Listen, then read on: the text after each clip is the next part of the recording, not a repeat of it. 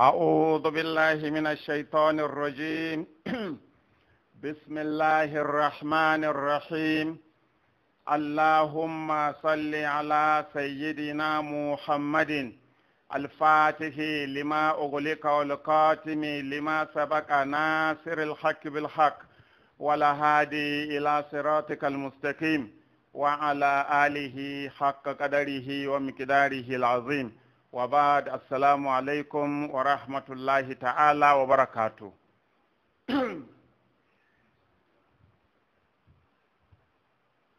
Yau 14 ga watan Afaralu shekaran 2021 wanda ya yi daidai da 2 ga watan Ramadan. Kamar yadda muka saba gabatar da karatun tafsirin ƙur'ani a ƙarƙashin wannan ƙungiya mai albarka, ƙungiyar kare martaban manzon Allah sallallahu alaihi wa alihi wa sallam da kare martaban ahlul baiti alaihimus salatu wassalam da haɗa kan al'umman musulmi a ƙarƙashin jagorancin manzon Allah da ahlul baiti alaihimus salatu wassalam. Ahlul baiti Safinatun Najati Foundation ASNAF. Kamar yadda muka fara bayani jiya a tafsirinmu na jiya, yau ma za mu ci gaba. Za mu yi ƙoƙari kafin mu shiga fassarorin ayoyin ƙur'ani, za mu yi ƙoƙari don jan hankalin iyayenmu malamai. Alhamdulillahi mun san akwai malamai manya bayin Allah waɗanda babu abin da suke nema sai gaskiya, kuma da sun ji ta sun karɓe ta. To amma akwai wasu kuma daga cikin malamai waɗanda ba haka suke ba, wanda kuma ya kamata mu ja hankalinsu, domin malamai su ne zaman lafiyan al'umma, su ne kuma rashin zaman lafiyan al'umma. Manzo Allah sallallahu alaihi wasallam wa alihi yana cewa sinfani min ummati idza salahu salaha nasu wa idza fasadu fasada nasu, al'umara'u wal ulama.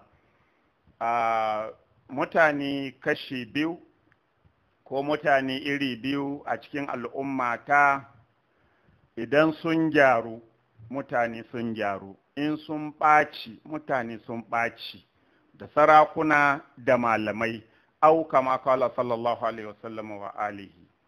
To don haka idan muna so wannan addini na manzon Allah sallallahu alaihi wasallama ya samu tsaftan da Allah ya turo addinin da shi, idan muna so wannan addini ya kasance tare da hasken da Allah ya saka a cikin wannan addini, idan muna so wannan addini ya tabbata da ƙarfin da Allah ya yi ma wannan addini, da kwarjinin da Allah ya yi ma wannan addini, to dole ne sai malamai sun gyara zukatansu, ya zamanto duk abin da za su yi ne tsakaninsu da Allah. Babu neman girma, babu neman suna, babu neman a ce ni ne, babu neman a ce don me malam wani zai ɗaukaka, babu a'a don me za a ji malam wani ni ba a ji ni ba. Matuƙan malamai ba sun cire wannan cuta daga zukatansu ba, wallahi babu yanda al'umma za ta fahimci addini. Domin idan babu wannan a zukatan malamai, a lokacin ne duk malamin da ya ji gaskiya zai karɓa, ko da ba fahimtarsa ba kenan. Amma matukan akwai son zuciya kuma an manta za a je lahira, to dole ne malamai su yi tabbatar da mutane, ko da sun san batar da mutane suke yi. Yana da kyau mu yi koyi da annabi Suleiman alaihi salam a lokacin da ina nufin malamai su yi koyi da annabi Suleiman alaihi salam a lokacin da ya rasa huda ya yi magana idan huda ya dawo lahu azibannahu aw la azbahannahu aw la yatiyanni bi sultanin mubin hadde zuwa can inda yake cewa قال يا أيها الملأ أيكم يأتيني بعرشها قبل أن يأتوني مسلمين قال إفريت من الجن أنا آتيك بها قبل أن تقوم من مقامك وإني عليه لقوي أمين قال الذي عنده علم من الكتاب أنا آتيك به قبل أن يرتد إليك طرفك فلما رآه مستقرا عنده قال هذا من فضل ربي ليبلوني أأشكر أم أكفر ومن شكر فإنما يشكر لنفسه ومن كفر إن ربي لغني كريم. تو النبي سليمان عليه الصلاة والسلام a lokacin da ya zo a huda ya zo ya ba shi labarin na Bilkis, sai abin da ya gudana har yanzu an kai annabi Suleiman yana neman wane ne zai iya ɗauko mishi al'arashin Bilkis.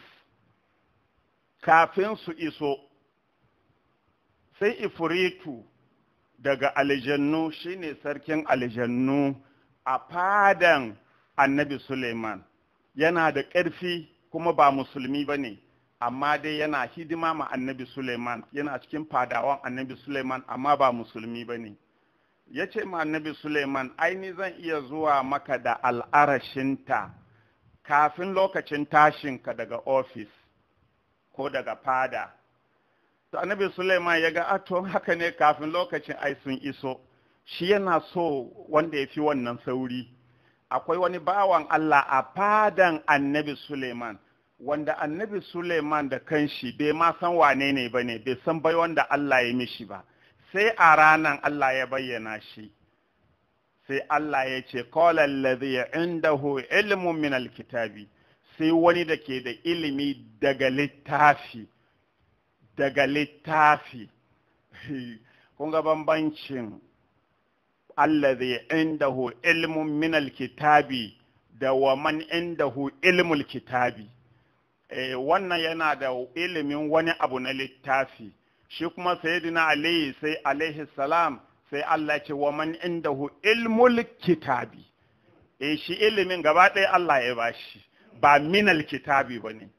Saboda shi wancan na Suleiman an kawo min littabu'idi, amma wannan na annabi abin nan wazirin annabi, khalifan annabi, harunan annabi, surkin annabi, babu madinati ilimin annabi, kai komi na annabi sallallahu alaihi wasallama wa alihi da Allah ya zo maganan shi sai ce wa man indahu ilmul kitab, ba minal kitab ba, ilmul kitab. Shi ilimin gaba ɗaya Allah ya bashi. To sai wannan ɗan baiwa waliyin Allah a fadan annabi Suleiman sai ce ana ati ka bihi qabla an yartadda ilayka tarfuk. Yace ni zan iya zuwa maka da kujeran Bilkisu kafin ka rufe ido ka buɗe. Annabi Suleiman ya ji mamaki, yana rufe ido yana buɗewa ga al'arashin Bilkis, ga gadon Bilkis a gaban shi. falamma ra'ahu mustaqirran indahu, da annabi Sulaiman ya ga lallai ga gadon Bilkisu a gaban shi, maimakon yayi fada, maimakon yayi hasada, ya ce ya za yi annabi kamana, manzon Allah iri na, sannan gani sarki mai mulki kuma mai dukiya komi Allah ya bani, amma a ce na kasa abinda ga wani can talaka yayi, maimakon ya yi hasadan wancan, amma da yake zuciyarsa mai kyau ce, zuciyarsa mai tsarki ce, nan da nan annabi Suleiman ya ce haza min fadli rabbi liyabluwani, ya ce abin da ya faru nan wata falala ce daga Ubangiji na don ya jarabce ni. A ashkuru am akfur, Allah ya jarabce ni ne ya gani zan gode masa da ya ɗauki babban mutum irin wannan ya sa ƙarƙashina, ko kuma zan kafirce masance ban yadda ba, yaya za yi haka, na fi shi kaza kaza. Wa man shakara fa inna ma yashkuru li nafsi. Duk wanda ya yadda da hukuncin da Allah ya yi, duk wanda ya yadda da fifikon da Allah ya yi ma wani a kansa, ya amince ya karɓa hannu biyu, ya yadda da ikon Allah, fa inna ma yashkuru li nafsihi. Sakamakon godiyan da ya ma Allah nan zai dawo masa ne. Wa man kafara, wanda kuma ya buturce ma Allah, ya ce rigima zai yi don abin da ke damu mafi yawan malamai kenan.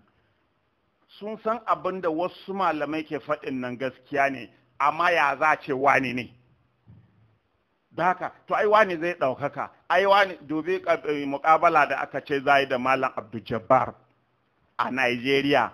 Kun tuna Ghana nake ko? To, muƙabala da aka ce za yi da Malam Abdul Jabbar a Nigeria. Ka duba, sai Allah ya kama su suka bayyana da kansu ɗaukakan Abdul Jabbar ne ba su so, ba wai ba su san gaskiya yake faɗi ba.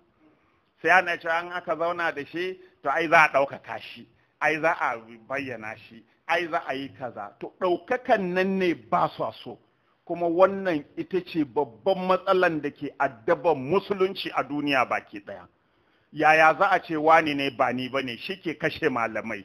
Kuma shi yasa ake ta wahal da mabiya, aka rarraba su guntu kungiya ake ta ba su wahala, aka hana su su fahimci addinin da annabi ya zo da shi daga Allah. To annabi Suleiman dai ya gode ma Allah, ya yarda da baiwan nan da Allah ya yi ma wancan, ya yarda da ɗaukakan da Allah ya yi ma wancan. To mu yi koyi da annabi Suleimanu, wannan shine imani. Da haka hatta annabawa sai da Allah ya yi musu magana, duk idan annabi na ya zo ku ɗauki alkawari, za ku yarda da duk abin da na yi masa na baiwa, za ku yarda da ɗaukakan da na yi masa, za ku gaskanta gaskiyan da ya zo da shi, za ku yarda da al'amarin da ya zo da shi. Wa iza akadna minan nabiyyina misaqahum lamma ataitukum min kitabin wa hikmatin thumma ja'akum rasulun musaddiqun lima ma'akum latu'minunna bihi wa latansurunna.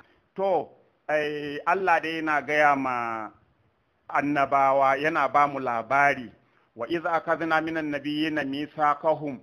Ka tuna musu ya kai annabi Muhammadu sallallahu alaihi wasallama, yayin da muka riki alƙawari daga annabawa, lama ataitukum min kitabin wa hikmatin, a sanadiyan ko a hanyar abinda na baku na littafi da hukunce-hukunce.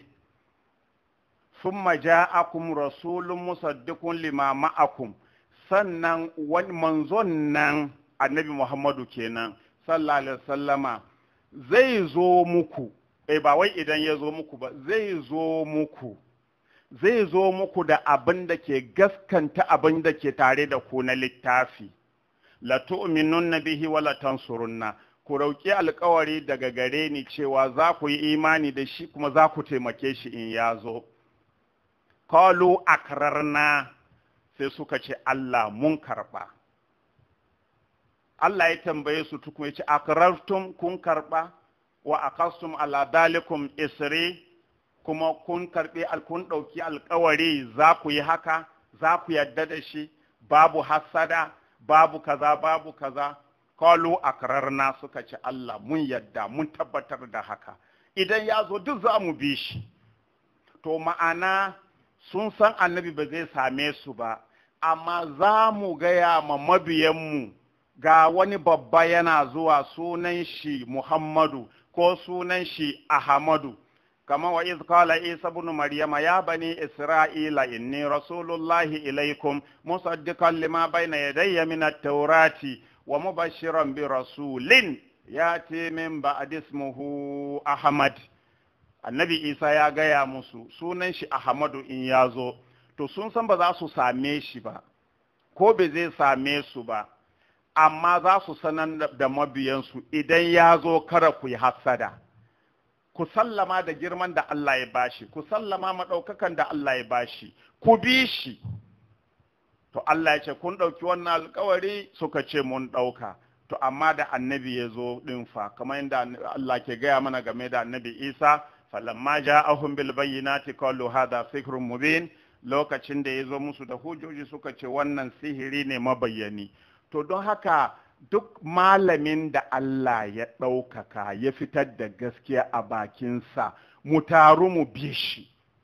Da yawa malamai suna gani to idan malam wani ya faɗi kaza kuma muka ce gaskiya ne kuma mu ba a kai muke ba, ai almajiranmu za su ɗauka ba mu da ilimi. To ai rashin yaddan shi ke nuna musu ku jahilai ne. Amma idan za ku ce kaga da ba mu fahimci wannan abu ba, amma da malam wani ya kawo gashi yanzu mun fahimta, a lokacin za su san ku malamai ne, don za su gane ku na Allah ne, za su gane saboda Allah kuke yi, kuma za su ƙara riƙe ku su amince muku. Amma wannan da kuke gashi almajiran na ta yawo suna cewa malamanmu ba su da gaskiya, malamanmu kaza kaza. To don haka yana da kyau mu koma mu duba koyarwan alƙur'ani, malamai su ji tsoron Allah, su bi gaskiya a duk inda suka tsinci gaskiyan nan. Wannan shi zai ba wai yawan karanta mutane alƙur'ani da watan azumi ba shi bane, malamai su gyaru su gani. Idan malamai suka gyara zukatansu, suka karbi gaskiya a duk inda suka ga gaskiya, wallahi duk abin da suka faɗa ya fito a bakinsu zai yi tasiri a zukatan mutane, saboda akwai Allah a ciki. Amma ba Allah a zukatan malaman mafi yawa, to shi yasa duk abin da suka kawo sai kaga ya zama rudu, wannan ya bi nan, wannan ya bi can, wannan ya bi can. A Qur'ani yana ba mu labari lokacin da manzon Allah sallallahu alaihi wasallam ya bayyana. Menene Qurayshawa suka faɗi?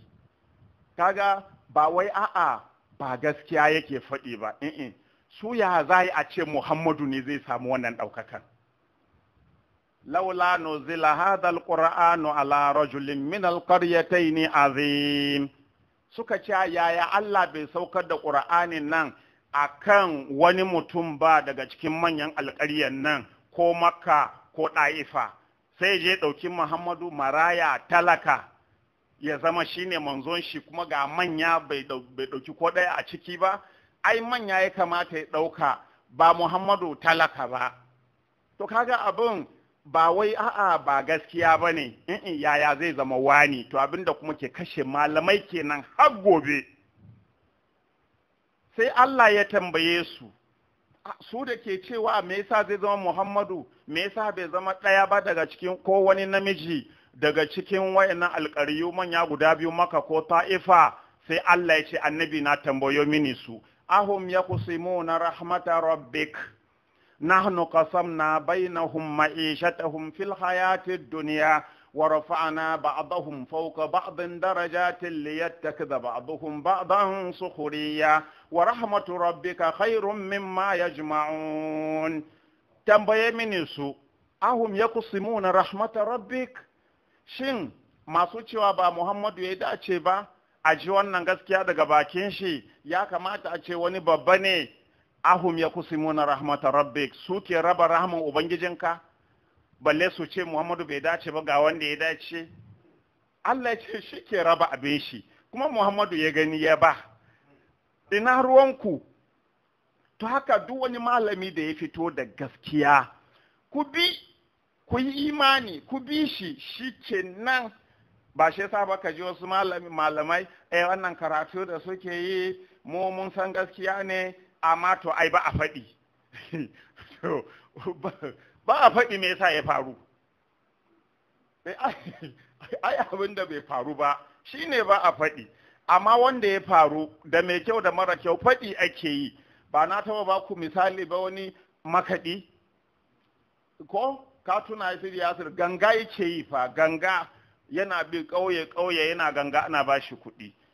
Sai ya zo ya nadama ya tuba, sai koma makaranta, ya je makaranta ya karatu, ya zama malami, sai ya zama mai wa'azi. In ya zo ya yi wa'azi ya tara jama'a, ta gaya musu Allah, ta gaya musu annabi.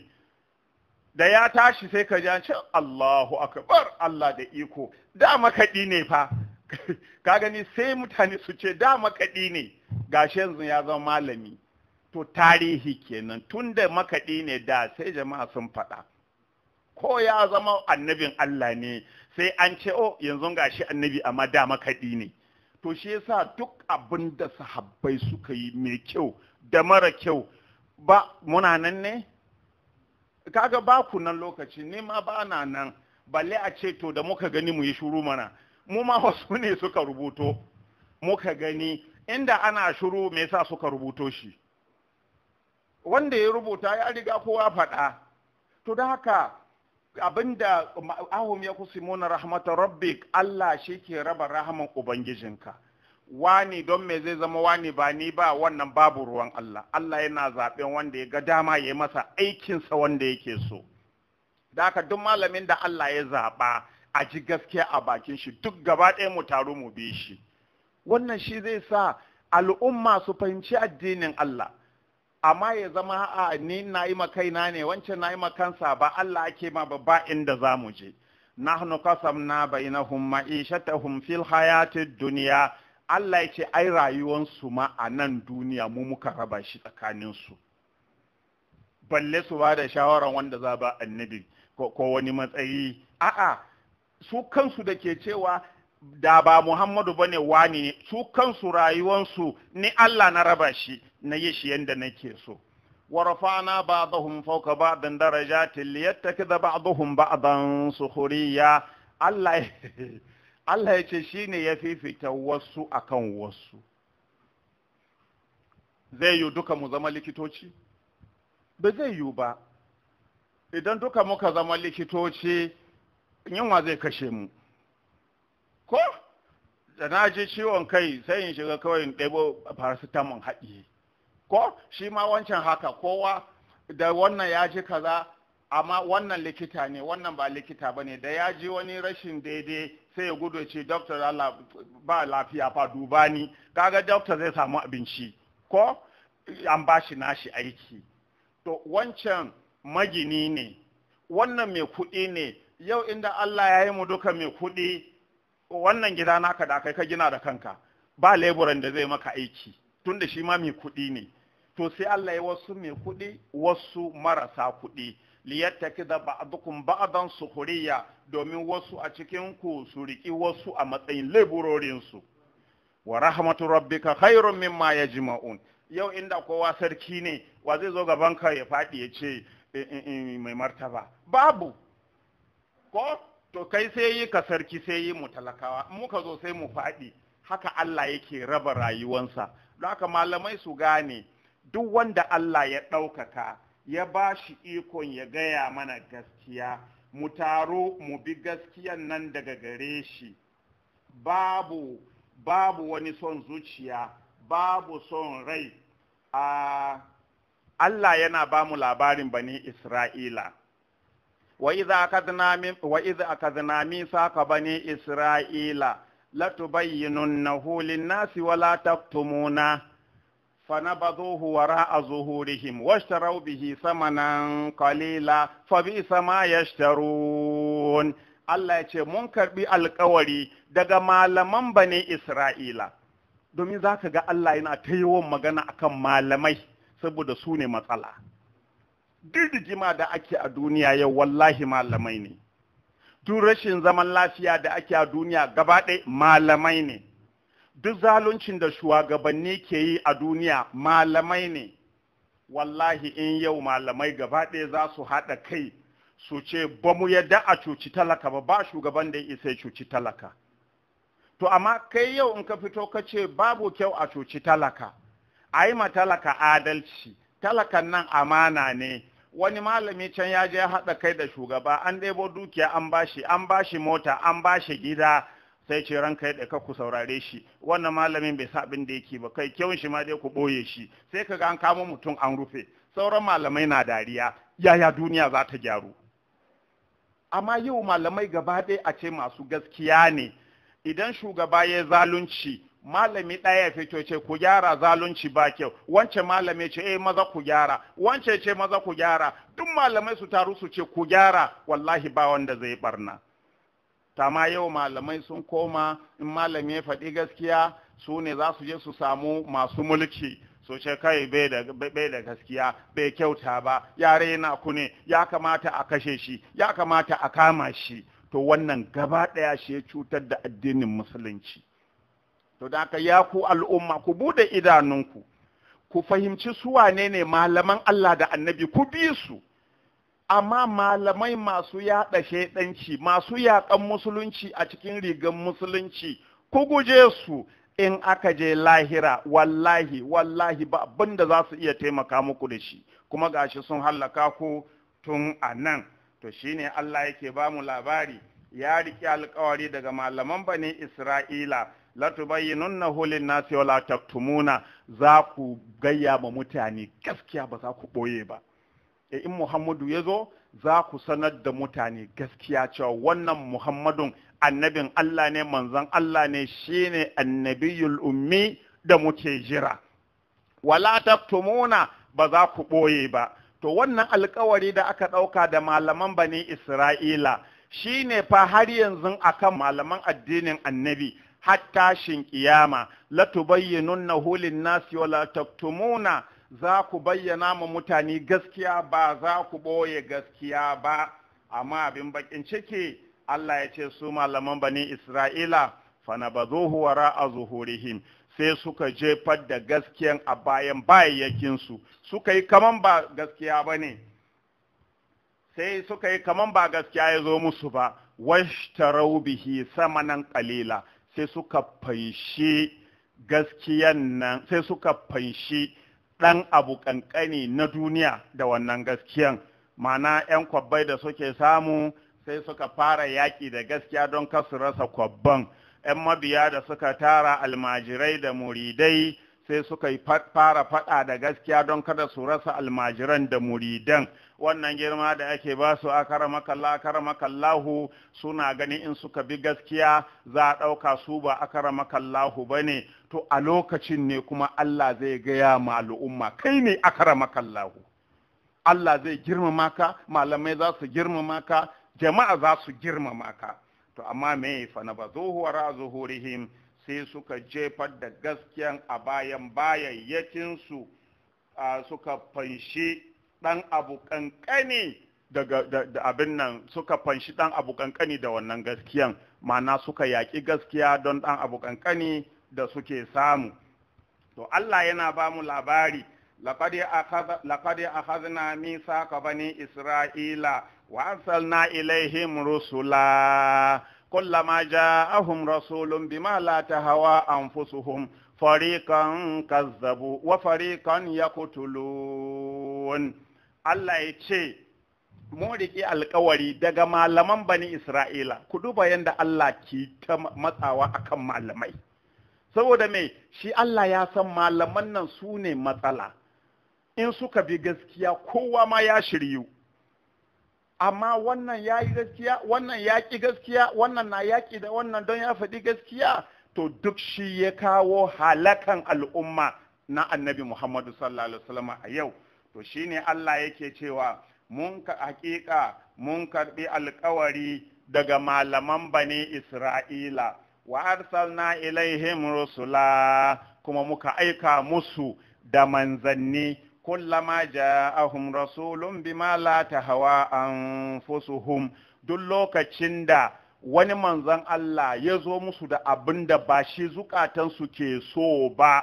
fariqan kazzabu wasu annabawan sun ƙaryata su wa fariqan yaqtulun wasu kuma sun kakkashe su ma ba shi ke faruwa yau ba da malaman addinin musulunci fariqan kazzabu wa fariqan yaqtulun kamar yadda Allah ke faɗi a wani wuri kullama ja'akum rasulun bima la tahawa anfusukum istakbartum fa fariqan kazzabtum wa fariqan taqtulun Allah ya ce duk lokacin da wani manzo ya zo muku da abin da zuciyanku baya so fariqan kazzabtum istakbartum sai ku yi girman kai ba girman kai muka yi magana ba ɗazun malami na ganin kada girman shi faɗi bare ya ƙi gaskiya dobi abin da ya faru a Kano sun tona ma kansu asiri gaba ɗaya malamai har jahilai sun gane ba malamai ba ne saboda ƙin gaskiya ana gudun kada girma ya faɗi sai girman ya faɗi,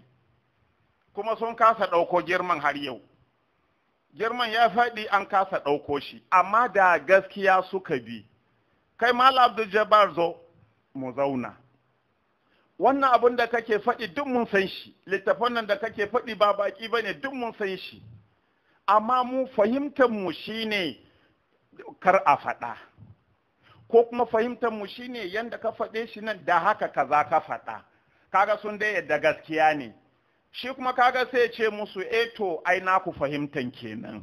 Ni kuma na fahimtan shine in faɗa don al'ummar musulmi na da haƙƙin su san komai a addinin su.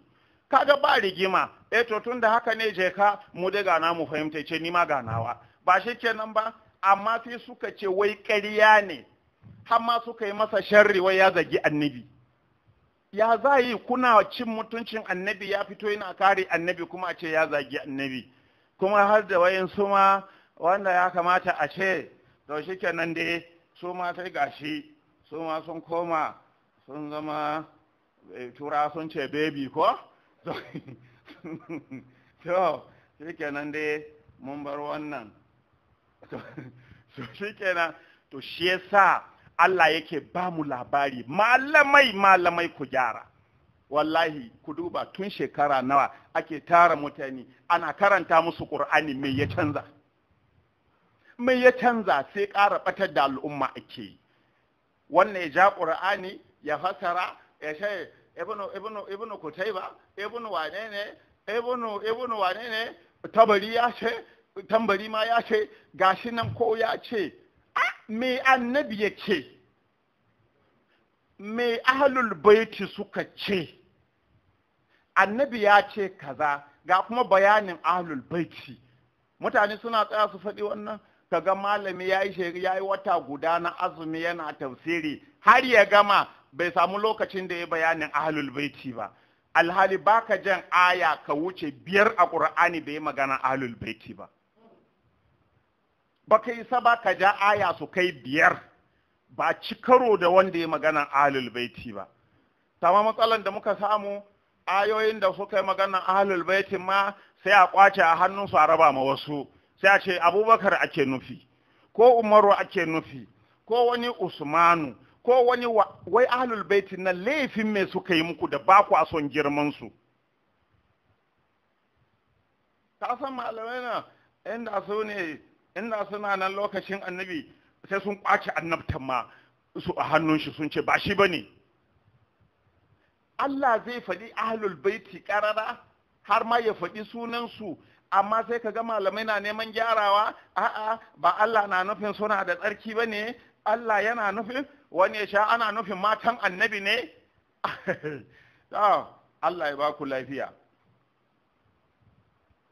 To sai Allah ya ce idan abin nan manzanni sun zo da gaskiya, inda ya saba ma zukatan mutane ba su yadda.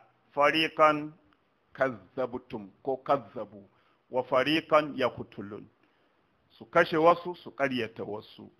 To shi yasa Allah ubangiji ma a wani wuri zaka je yana magana, dalika bi annahum kanu yakfuruna bi ayati llahi wa yaqtuluna an-nabiyyina bighairi al-haqq, dalika bima asaw wa kanu ya'tadun. Suna ƙaryata annabawan Allah, suna kashe annabawan Allah. Allah ce wannan sakamakon saba ma Allah da suka yi ne, kuma suka kasance suna ta'addanci. Da haka duk malamin da kaga an faɗi gaskiya ya ƙi yadda da gaskiyan nan, to dama akwai rigima tsakanin shi da Allah. In zuciyarsa na da kyau, in har yana da yaddan Allah, wallahi bayan da za yi faɗa da gaskiya bai iyawa. Yana jin gaskiya zai ji dole ya bi kawai, saboda shi yaddan Allah yake nema. Amma kaga ga gaskiya, malami ya kauce ya yi rigima da gaskiyan nan, ko ya yi faɗa da wanda ya faɗi gaskiya don ya faɗi gaskiya, to dama akwai rigima tsakanin shi da Allah. Dalika bima asau, Allah ya ce suna haka ne don saɓon Allah da suke yi. Wa kanu ya ataduna da ta'addancin da suka kasance suna yi. inda mutanen kirki ne tsakaninsu da Allah ba su iya kin gaskiya ko sun so bai zai yi ba Allah bai yadda saboda tsakaninsu da Allah yana da kyau amma tsakaninsu da Allah ba kyau to in sun ji gaskiya Allah ya riga ya kulle zukatansu ba su da ƙarfin zuciyar da za su iya sallama ma gaskiya sai su yi faɗa da gaskiya ko da sun san gaskiyar ne saboda tsakaninsu da Allah bai da kyau to don haka malamai a yi ƙoƙari a gyara tsakani da Allah saboda abin nan a yi ƙoƙari a gyara tsakani da Allah saboda duk lokacin da aka ji shiriya sai a karɓe ta ko daga wane ne. Abdullahi ɗan uwan Shehu Usmanu ɗan Fodiyo yana cewa la yuta'u alimun fi batilin wal haqqu maqbulun wa in min jahilin, yace ba abin malami akan ƙarya akan kuskure, in malami ka abin da ba daidai ba abin shi, wal haqqu maqbulun wa in min jahil, kuma gaskiya ana karbanta ko daga jahili ne. To da haka wannan kaza bai kai malami ba, wannan wane ne, in dai gaskiya ya faɗi ku karɓa don jama'a su zauna lafiya, ku taimaki al'umma. To shi yasa har yanzu Allah Ubangiji yake gaya mana ولقد أخذ الله ميثاق بني إسرائيل وبعثنا منهم 12 نقيبا وقال الله إني معكم لئن أقمتم الصلاة وآتيتم الزكاة وآمنتم برسلي وعزرتموهم وأقرضتم الله قرضا حسنا لأكفرن عنكم سيئاتكم ولأدخلنكم جنات تجري من تحتها الأنهار فمن كفر بعد ذلك فقد ضل سواء السبيل فبما نقضهم ميثاقهم لعناهم وجعلنا قلوبهم قاسية يحرفون الكلمة عن مواضعه ونسوا حظا مما ذكروا به فلا تزال تطلع على خائنة منهم فاعف عنهم wasfah inna Allah yuhibbul muhsinin. Allah ya ce mun karbi alkawari daga malaman bani Isra'ila. Ku duba malamai, ji ayoyin nan da muke ta kawowa da malamai Allah ke ta faɗa, saboda in sun gyaru shikenan matsala ya kau, ba sauran matsala, kowa zai shiryu. Wallahi yau a ce malaman duniya Allah ya yi wani ikon shi duka su zama masu son gaskiya, wallahi ba sa mutum ɗaya da zai kauce hanya, kowa zai shiryu. Shi yasa kuka ga Allah ya matsa akan malamai, yana ta magana, ya karbi alkawari daga malamai, ya karbi alkawari daga malamai, ya karbi alkawari daga malamai na bani Isra'ila. Wa ba'asna minhum 12 naqiba. Allah ya ce sai muka tayar da naƙibobi, naƙib 12 a cikinsu. Ta wata rigima kuma ko Allah ya ce ya tayar da naƙib guda 12 a cikinsu. Kuma sai ga manzo Allah sallallahu alaihi wasallam yana cewa khulafa'u ummati ka adadi nukaba'i bani Isra'ila. Yace halifofin da za yi a al'ummata adadin naƙiban bani Isra'ila ne su 12. Ta yani mu fitar da 12. Allah ya taba ƙarya? Manzo Allah ya taba ƙarya ne? O bai taba ba ko? Yawa sadiqun masduqun, mai gaskiya ne abin gaskantawa. Tunda annabi bai ƙarya kuma ya ce halifofi 12 za yi al'ummansa adadin nuqaba'u bani Isra'ila. Ta riga mu shi. Abubakari 1, Umaru 2, Usmanu 3, Aliyu 4. Ta manyana ya ƙare. Ku ci gaba. To Imamu Hassan 5. Wai Muawiya saboda to ai kuma ka gane, in sun yi magana sai su ƙaryata kansu. Idan muka ce Muawiya, wayansu sun sa Muawiya, sannan a cikin sahihu Muslim, babban littafin ya yi wa, a cikin sahih Muslim an ce banu umayya sharru mulukin, banu umayya mafi sharrin sarakuna ne su, kaga ba su cikin halifofi. A sarakunan ma matsiyata ne, ka gani, a sarakunan ma matsiyata ne su, da balle a yi magana wani halifa. To an samu Hassan biyar ko sosai wa Muawiya dai ba shi, ai ba sa shi ba. To Muawiya ma bai shiga ba balle Yazidu, wai na sabbi.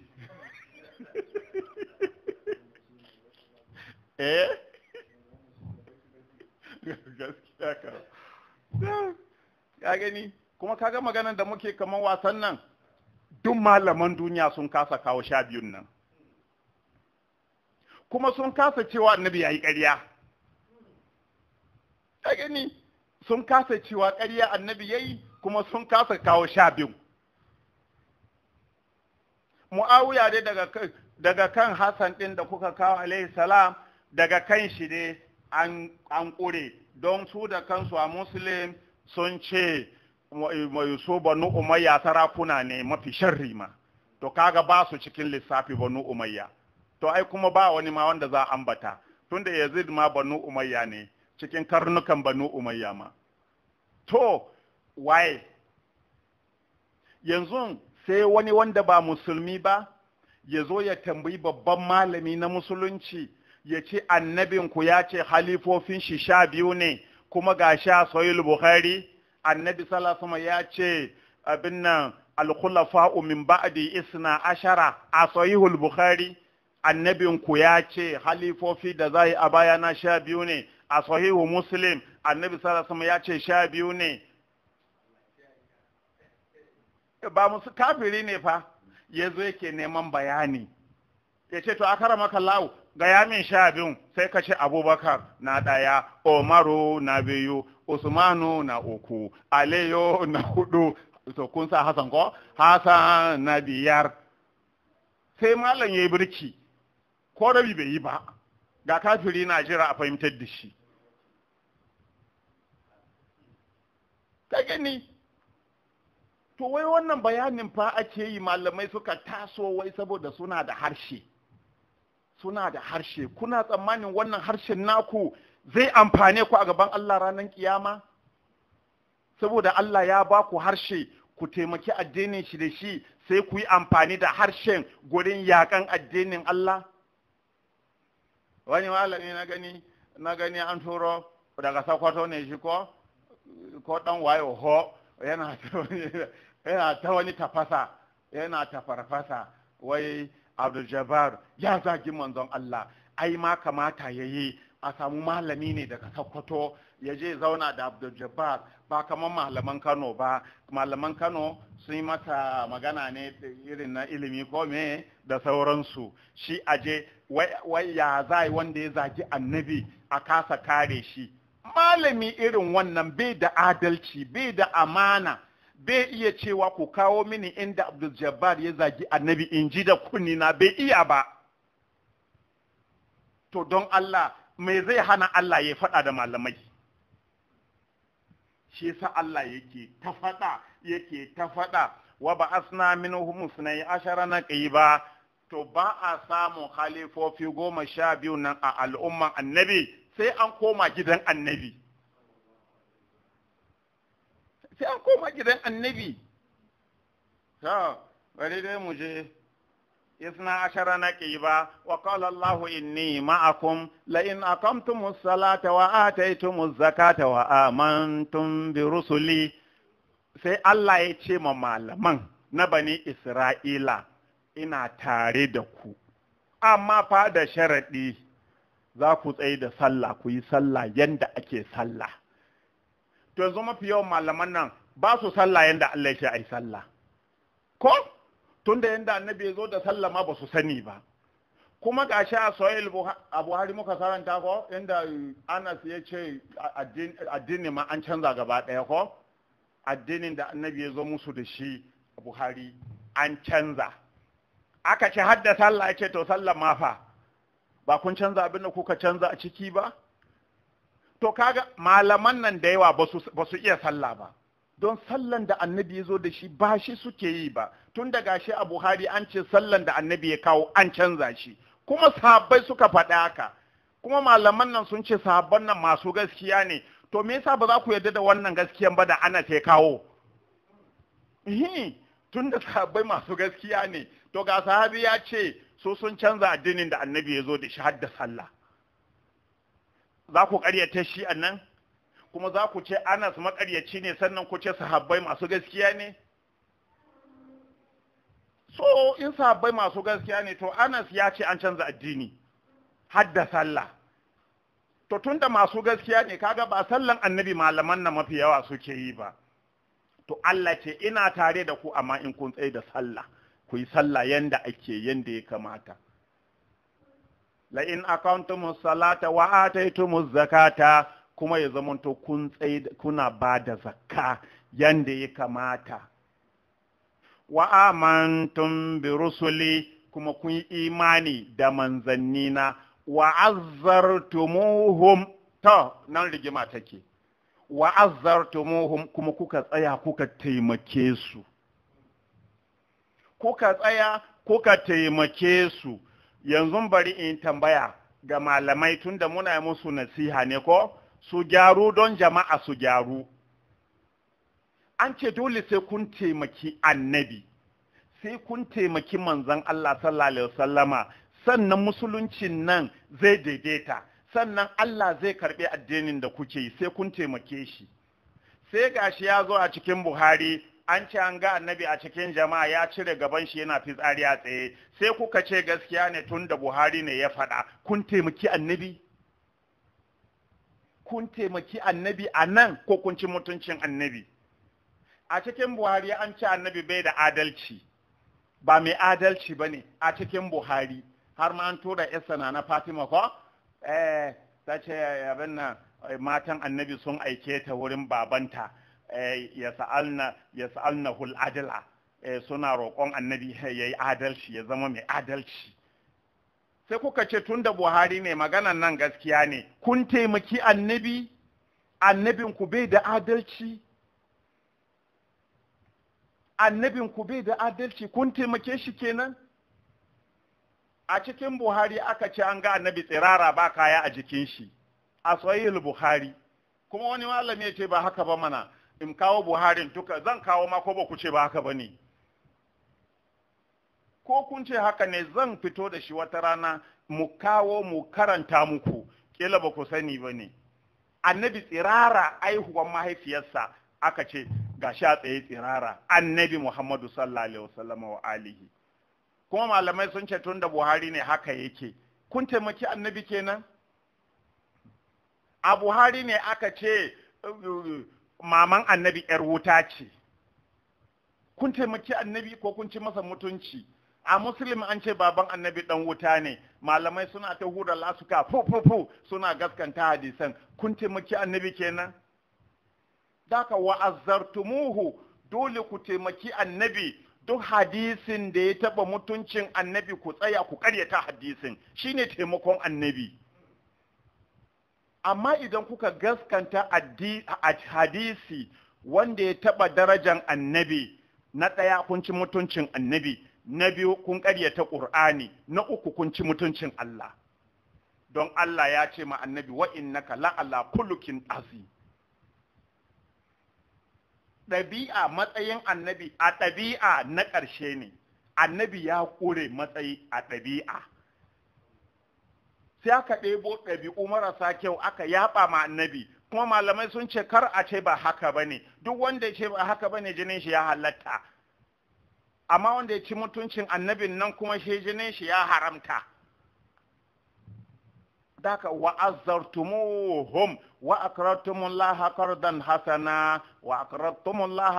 hasana sannan kuka ba Allah kyakkyawan rance mana kuka kashe dukiyanku a hanyar Allah ai kaga malamai yau ba su yadda su kashe ma Allah dukiyansu sai dai a kawo musu ko malamin miliyoniya ne bai yadda sai ya ta yawo da katon rawani don a ji tausayin shi kullum sai dai shi a bashi. To Allah ya ce ku fito da kuɗin ku malamai, wa aqradtumullaha qardan hasana. In kuka yi haka, sharaɗin kenan, that is the condition. In har kun abin da na jeran nan in ji Allah, la'ukaffiranna ankum sayyi'atikum, zan kankare laifuffukanku.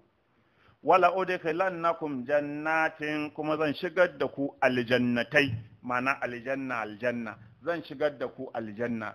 Tajri min tahtiyal anhar, wanda ƙoramu ke gudana karkashinta. Faman kafara ba'da zalika faqad dalla sawa as-sabil. Duk wanda ya buturce ma Allah bayan wannan gargadi da nayi, bayan wannan conditions da na jera, sai mutum ya buturce ma Allah ya bi wata hanya, komin iliminsa faqad dalla sawa as-sabil, ya bace daga kan hanya, ya shiga daji. To da haka dole ne mu koma abin nan, dole ne mu koma mu riƙe Allah, mu riƙe manzon Allah sallallahu alaihi wasallama, mu gaya ma mutane gaskiya tsakani da Allah. Yana yi wa wani malami ko ya ce to ai abin da ake nufi, ana nufin malaman bani Isra'ila. Ka san malamai suna da wayo, in abu ya zo mai kyau sai a ce mu ne. Ya zama za a faɗi laifinsu sai su ce ana nufin malaman bani Isra'ila ne. Wani ma ce wannan da kafiran Makka ake magana, har da kafiran ko'ina. Da kowa ake magana. To, malamai su ce ai Allah yana sha wala kadi akazna min saka bani Isra'ila. To ai ba mu bane, to bari ku ji naku.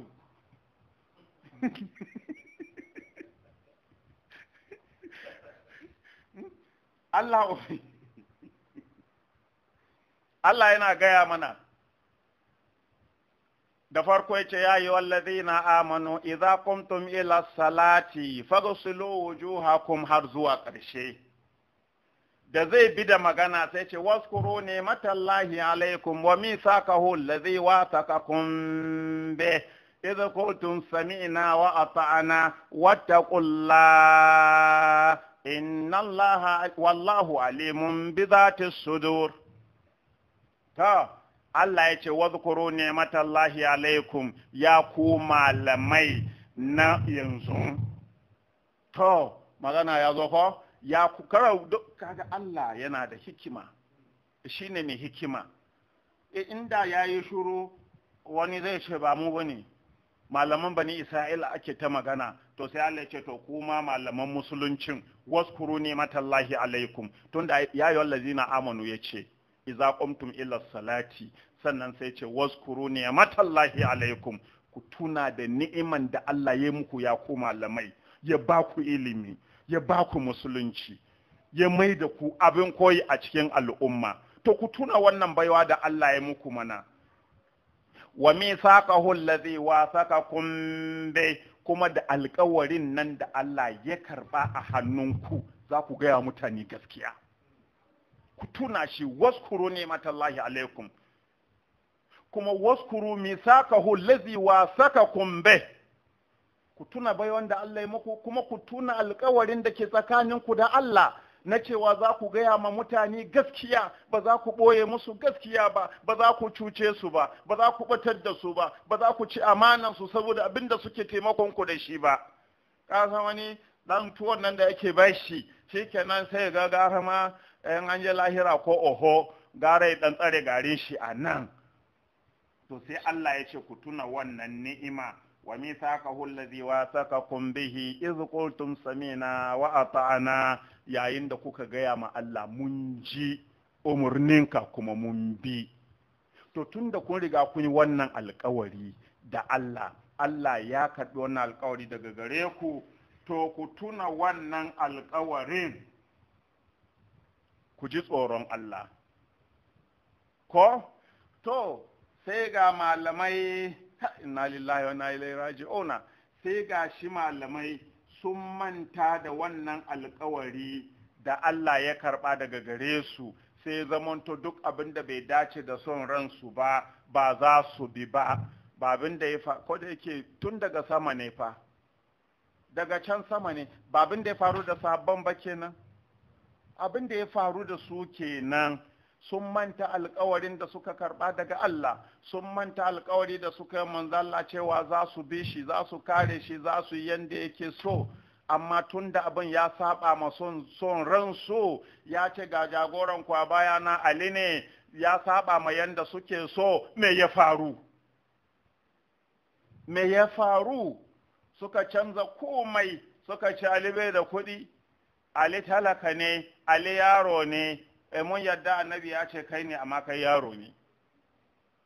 Malam ko kai haka balle sahabi. To amma idan son zuciya ya shigo fa, babba sai koma karami. Son zuciya yana mai da babba ya zama karami. To abin da ya sami sahabban kenan, kuma dole ne a faɗa don abin da ya faru kenan. To na san abin da ya faru kuma san je mutu da shi a zuciya na? Mai amfanin shi? Ba amfani in sani. Amma idan na sani sai in gargaɗi wasu ce sahabi wani da wani ga abin da suka yi, kar ku yi haka ku. Sun bi son zuciya, ku kar ku yi son zuciya, ku ji tsoron Allah. Ba misalin da Allah ke bamu ba kenan daga bani Isra'ila. Alam tara ila al-mala'i min bani Isra'ila idh qalu li nabiyyin lahum ba'ath lana malikan nuqatil fi sabilillah. قال هل عصيتم إن كتب عليكم القتال ألا تقاتلوا قالوا وما لنا ألا نقاتل في سبيل الله وقد أخرجنا من ديارنا وأبنائنا فلما كتب عليهم القتال تولوا إلا قليلا منهم والله عليم بالظالمين وقال لهم نبيهم إن الله قد بعث لكم طالوت ملكا قالوا أنا يكون له الملك علينا ونحن أحق بالملك منه ولم يؤت سعة من المال قال إن الله اصطفاه عليكم وزاده بسطة في العلم والجسم والله يؤتي ملكه من يشاء والله واسع عليم قال إن آية ملكه أن يأتيكم التابوت فيه سكينة من ربكم وبقية مما ترك آل موسى وآل هارون تحمله الملائكة إن في ذلك لآية لكم إن كنتم مؤمنين. labari ya dawo sabo ko Allah ya ce bani Isra'ila ya annabi na baka ga mutanen nan ba, jama'an nan daga jama'an bani Isra'ila waɗanda suka gaya ma annabin su, an ce annabi Shamu'ulu ne ko?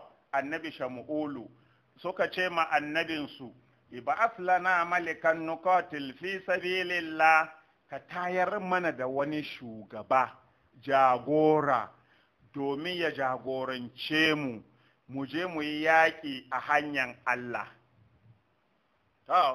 Malam, ka bi gaskiya ka huta. Malam, masu cewa ba Ali bane Khalifa Abubakar ne, Qur'ani yayi fata-fata da su. Fata-fata yayi da su, kuma ya mai da su jahilai, tantiran jahilai. Aka duba, bani Isra'ila ne fa, kalu li nabiyyin lahum, suka ce ma annabinsu, ib'as lana malikan nuqatil fi sabilillah, ka sa mana jagora domin ya jagorance mu, mu je mu yi yaƙi a hanyar Allah. Me yasa ba su taru sun jefa ƙuri'a sun zaɓi jagoran ba? Suke neman annabinsu ne zai zaɓan musu, tunda sun san annabin nasu ba zai zaɓan musu ba sai ya gaya ma Allah, Allah ne zai zaɓa. Jagora da zai jagoranci su je su yi yaƙi su dawo, ba su yadda sun jefa ƙuri'a sun zaɓe shi ba, sai da suka nemi a gaya ma Allah ya ba mu jagora, balle jagoran al'umman annabi, shine za a taru a jefa mu ƙuri'a? Ko kuma bani Isra'ila sun fi mu sanin Allah ne, da har suka san jagoran nan tun da na addini ne Allah ake gaya ma ya zaɓa. Sai al'umman annabi ne nasu Allah da zai zaɓa musu ba sai dai su yi ƙuri'a su zaɓan makansu tun da sun fi Allah hankali. Ya ce kada fa a zo a zaɓa muku jagora kaza suka ce za mu je shikenan aka gama wannan. Sai annabinsu ya ce inna allaha qad ba'atha lakum taluta malika, to Allah ya zaɓa muku kun gani inna allaha qad ba'atha lakum taluta malika, Allah ya tada talutu shine jagoranku. A'a, ba wai Allah ya ce ku je ku taru ku zaɓi jagora ba, ko da cewa ma aka yi Allah ya ce ku taru ku jefa ƙuri'a ku zaɓi jagoranku, sun fi al'umma annabi kenan. Saboda namu ba ma Allah bane ya ce su taru su yi zaɓen, ko tun daga sai na bakar ya zo yana kuka ya ce ko zo ban so ma shugabancin da kuka zaɓe ni ban so, ga Fatima ta yi fushi da ni. Ta gan da Allah ne ce a je a zaɓe shi, ai ba zai haka ba, ko to ba ma Allah bane ya ce su je su yi zaɓe, a'a Allah ne da kanshi ya zaɓan ma bani Isra'ila jagora da zai ja su zuwa yaƙi, ba ma jagoran da zai halifance su bayan annabinsu ba. Amma duk da haka sai da Allah ya zaɓa, balle halifa. Shikenan inna Allah qad ba'atha lakum taluta malika, kuma malamai su fasara nan mu shi in ba haka bane.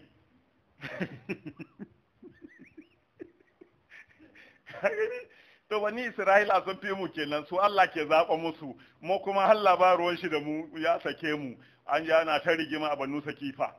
Ka gani? Allah ya sawwaka. To ba asalakum taluta malika, sai bani Allah ya ce abin nan, annabin su ya ce Allah ya zaɓa muku talutu ya zama jagoranku. Qalu anna yakunu lahu al-mulku alaina wa nahnu haqqu bil mulki minhu wa lam yuta sa'atan min al-mal. Saka sha ya za inna lillahi, annabin fa ya ce Allah ya zaɓa muku talutu. Kaga duk rigiman da za su yanzu da Allah kenan, ko duk da aka sai da suka yi rigiman suka ce anna yakunu lahu al-mulku alaina, ya za ya ce talutu ne kuma zai zama shugabanmu. Wannan a haku bil mulki minu, kuma mu muka fi dacewa mu zama shugabannin shi. Walam yuta sa'ata min al mali, kuma bai da kuɗi. Malam kuɗin nan ya dade yana tsiya. Bai da kuɗi. To sayyidina Ali alaihi salam, ba malamin da ya isa ya ce kenan annabi ya tafi ya bar jama'a bai zaɓa musu jagora ba. Tun daga bani Isra'ila ba ma halifa ba, jagoran yaƙi kaɗai Allah ke zaɓa musu. Sannan a ce mu halifa ma Allah bai zaɓa mana ba, ya ban mu da kanmu, ashe Allah bai damu da mu ba. To kenan annabi ya sa halifan shi, ya bayyana musu wanda Allah ya zaɓa matsayin halifan shi, ko? To kuma sahabbai, kaga malaman nan shi yasa wani lokaci idan na dan abin nan sai in ce jahilai ne, su yi haƙuri malamai ne, ko to amma wani lokaci sai in ce jahilai ne, saboda me su sahabbai fa ba su taɓa cewa ba Ali ba ne annabi ya sa, su sun yadda.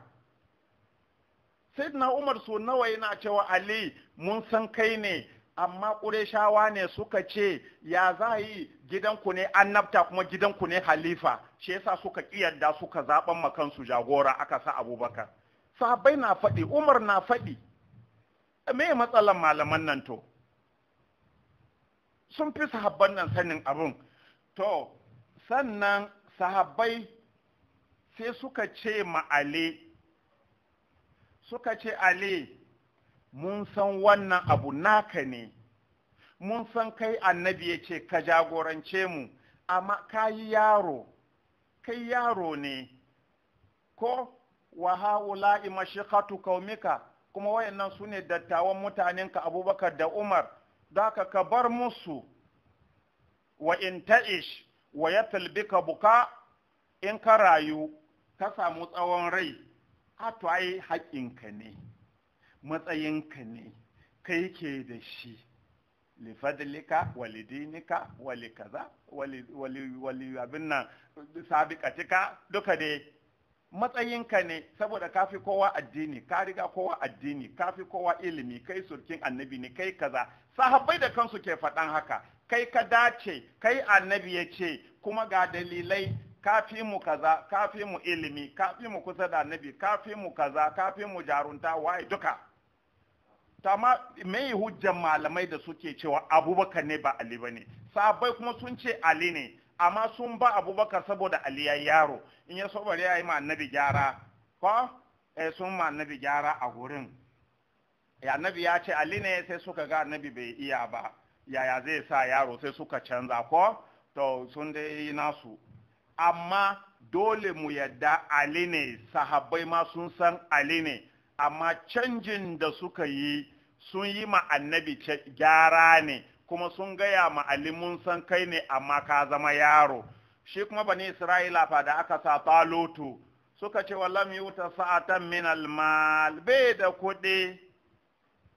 To bari ka ji inda Allah ya haɗa karatun Talutu da na Sayyidina Ali. Sai da suka gaya ma Allah haka, sai Allah ya ce annabinsu ya gaya musu, inna Allah astafahu alaikum, ai Allah ne ya zaɓi Talutu a kanku. Allah ne fifita Talutu a kanku. Inna Allah astafahu alaikum, Allah ne ya zaɓi Talutu, ya fifita ku shi a kanku, ya zama jagoranku. Wa zadahu bastatan fil ilmi wal jism, kuma sai Allah kamar ya gaya musu nashi hujjan, nashi dalilin da ya sa ya ba Talutu ba wani ba, su suna ganin sun fi shi cancanta. Shi kuma Allah ya ce a to shi kuma ga abin da ya duba. Wa zadahu bastatan fil ilmi, Allah ya ba shi yalwan ilimi. Akwai malami a duniya da zai ce ba Ali bane yafi kowane sahabi ilimi? Akwai wannan malamin ya daga hannu mu mishi dariya? Akwai babu. Domin in aka ce akwai sahabin da yafi annabi ilimi, to annabi za yi magyara, don annabi ya ce shi ne birnin ilimi, Ali ne kofan shiga birnin. Sai kuma a ce Abubakar ya fi Ali ilimi, kuma ba shi ne kofan ilimin annabi ba, wani irin karatu kenan. Kaga za a ce annabi ya yi kuskure, maimako ya ɗauki Abubakar kofan ilimin shi sai ya ɗauki Ali. Kaga kuma annabi ai bai kuskure. In kuma da kuskure ya yi da ya gyara, da ya ce kai Ali ya haƙuri ga Abubakar shi ne. Ya gyara, ashe bai yi kuskure ba. To, Ali ne kofan ilimin annabi. Daga annabi ba mai ilimin Ali. Kuma Allah ya ce abinda ya duba ya ba Talutu wannan matsayi, wa zadahu bastatan fil ilmi, saboda ya bashi yalwan ilimi. Ya fi ku ilimi, shi yasa na bashi. To Ali ya fi kowa ilimi, bayan annabi ba wanda ya kai Ali ilimi, shi yasa Allah ya gaya ma annabi ya daga hannun Ali ya gaya ma sahabbai shine halifansa.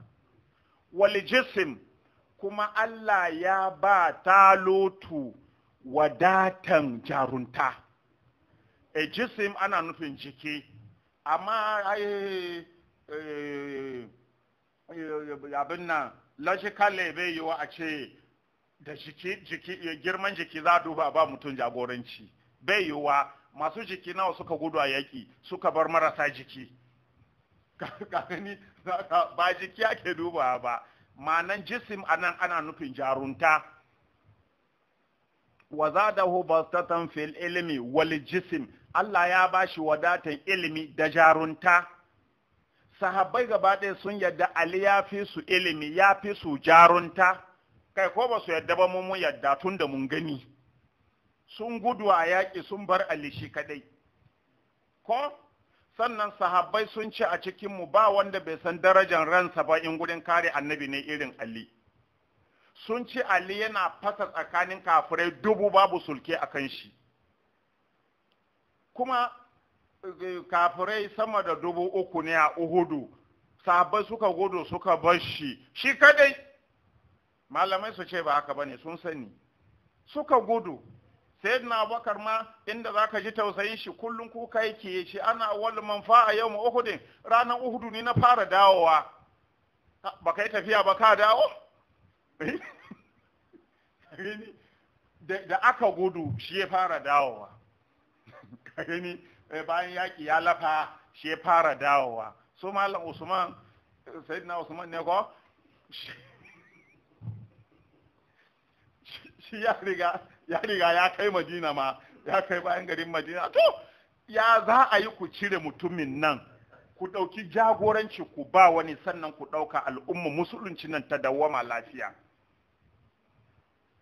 to daka malamai bari dai lokaci ya yi yawa ya yi nisa da yawa barin dakata a nan to daka malamai mu ji tsoron Allah mu riƙi gaskiya duk inda muka ji ta mu karɓi gaskiya duk inda muka ji ta ba wai yawan karanta wa mutane tafsirin azumi ba mu gyara zukatanmu ya zamanto ko makiyinmu ne ya faɗi gaskiya mu ce wannan makiyina ne amma gaskiya ya faɗi mu daina yaƙan gaskiya don kwaɗayin girma ko abin hannun mutane Allah kuma ya taimake mu Allah ya sa a gyara mu kuma Allah ya kare mu daga sharrin masu sharri mutane kuma na Ghana da suka kawo mu yi musu tafsirin azumi Allah ubangiji ya taimake ku Allah ya zaunar da ku lafiya Allah ya taimaki wannan ƙasa na Ghana Allah ya ɗaukaka wannan ƙasa Allah ya taimaki jagororinku masu siyasan ku da masu mulki na